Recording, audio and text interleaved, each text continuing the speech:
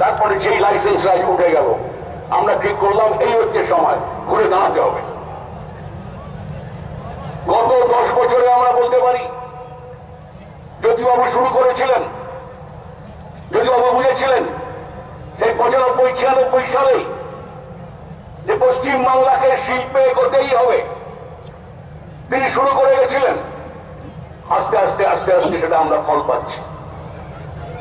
আমাদের রাজ্যে লোহা, ইস্পাত, পেট্রোকেমিক্যালস থেকে আরম্ভ করে প্লাস্টিক, রাবার, এখন এসছে অ্যাগ্রো ইন্ডাস্ট্রি, ফলমূল, শাকসবজি থেকে, তারপরে এসছে ইনফরমেশন টেকনোলজি, তথ্য প্রযুক্তি। গত বছর আমাদের রাজ্যে 9,000 কোটি টাকা ইনভেস্টমেন্ট হয়েছে, পুঁজি এসেছে, কারখানা হয়েছে 9,000 কোটি টাকা।